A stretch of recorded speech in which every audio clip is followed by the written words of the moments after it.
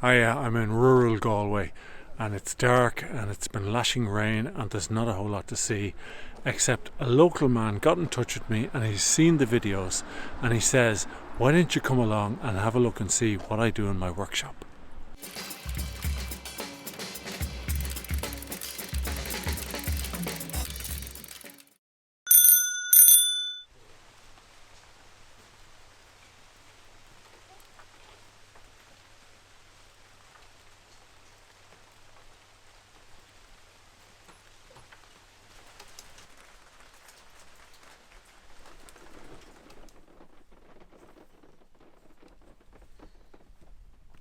Tommy Baker makes magic. He's a puppet maker and a puppeteer. So I can move his eyes there. There's weights in the back. There, so the eyes. You saw him in action in the Clare Galway Medieval Festival video. Hello. Sorry, we just want to talk to you. I'm the King of Clare Galway and I'm looking for a queen. Oh, no thanks. Would you be interested? Not at all. Not at all? No, not at all. There's good food and good wine in it. No thanks. You're not interested? No, you're too ugly. I'm sorry. I've offed people's heads for less than that. Oh no. That's right. I'll take her down, Your Majesty. No, we'll wait till later. When it's dark, we'll sneak up on her. All right. I've had great reactions when people come in here. This woman came in one day and she was like, wow, it's like a puppet abattoir. It's just limbs and things lying around the place. That's particularly freaky because the eyes are so realistic. These are doll's eyes. I think they're actually a bit too real as well. I prefer painted eyes. Do you? I do, yeah. But surely that's as close to reality as what you're looking for, no? No, because I think if they're too real, I'll just see if I can find. If they're too real, they, as you say, there's a freakiness about them. Whereas when you paint the eyes, you can kind of make them. There's something more gentle about the eyes this way. Show me. So you don't want them to be scary? No. It's if you're dealing with kids. You have kids? I do have 2 kids. So are they not freaked by seeing this? They grew up with it, so to them it's totally normal. It's kind of funny because my kids, when they were in school, my son was asked kind of, what does your mother do and what does your father do, and he couldn't answer. Not too sure. What's she called? Free range. Jeez. What else would you call her? Of course. Chicken. Chicken. Go on, look. So just to let you know, we'll be starting the women.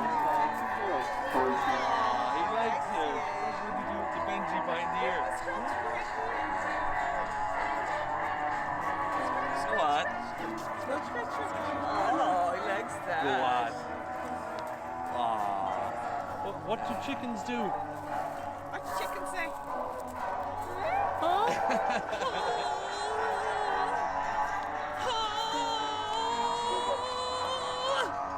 Wow! I've had kids debating, like, is that, I know what that is. That's a remote control. There's somebody somewhere else that has the control for it. But the best I heard was 2 boys discussing. One guy says, I know what that is. He says, that's a chicken in a chicken costume. So that's great. My job was done. This is a character that I built, and I use it a lot with quite small kids. And it was funny because when I met him first, I didn't know what kind of voice to give him, so I was trying to figure out what he would sound like, and I asked my daughter what would I give him as a name, and she said Mortal. And when she said Mortal, he just became dumb. I couldn't figure out what would Mortal say. And when kids see him, if he goes like this, the kids automatically, they recognize it. He's shy, so, and I'm shy too. So if I ask him to go on, say hello to them. say hello. Go on, say hello.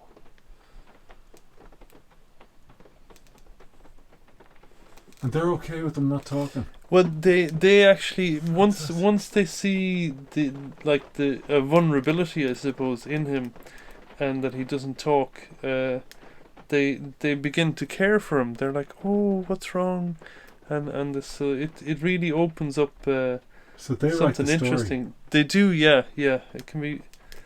And what do they say about him? Why do they think he's shy? Well, they ask him questions like, "Where are you from?" and it was funny the one time when they asked where is he from, and I did this, and they went, "Oh, you're from outer space," and then he goes, and then they think, "Oh, we got it right," Yeah. So they make up things about him. He is absolutely alive for me. In my teens, I did some acting, and the stage really didn't suit me. But Why? Because you couldn't see the audience, or too no, far? I just felt, I don't know, overly conscious, or I just felt like I couldn't move right. I felt clumsy on stage. Right. But a puppet is like it's like an acting character, but you're removing it from yourself. So there's a lot of freedom in that, and that's what kind of drew me to puppetry. And when I was in college, I didn't have much money, and that I started busking on the street. Oh yeah, how's it going? You get old ladies, and Eamon kind of goes, "How's it going, missus? You're looking well. You've a lovely smile. It goes well with the rest of your face." And you don't disguise your own mouth. I don't. That's ventriloquism. So it is. So I see. It's different. I can. Are you I down practice behind at the it. oak when he's there? Or No, are you, I tend to. People forget about me quite easy. He's easy to forget about.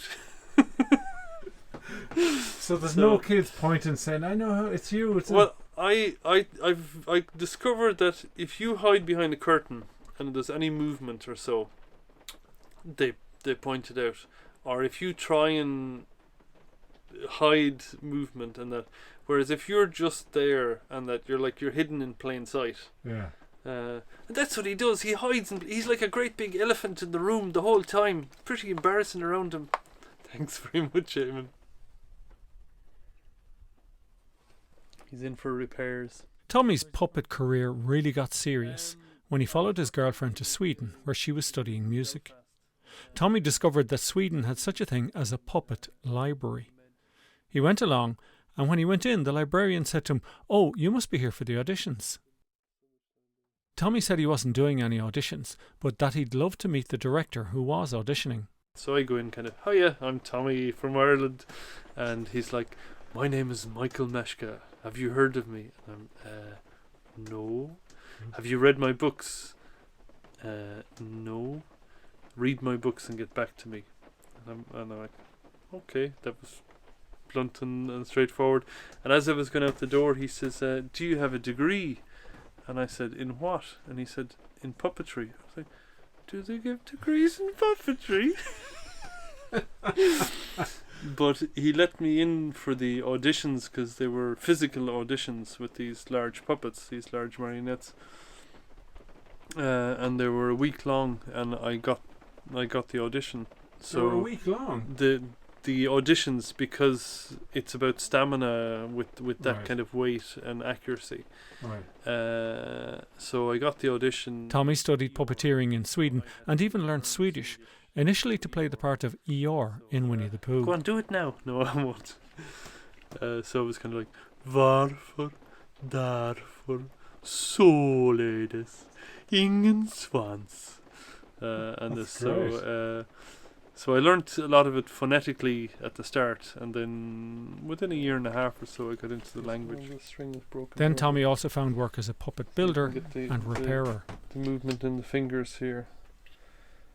This is Gladys. That's right, I'm Gladys.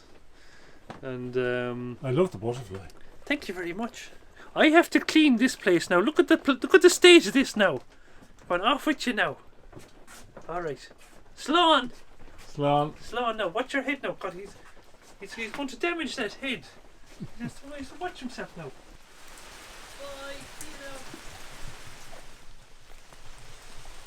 Tommy Baker and his shed full of mad magic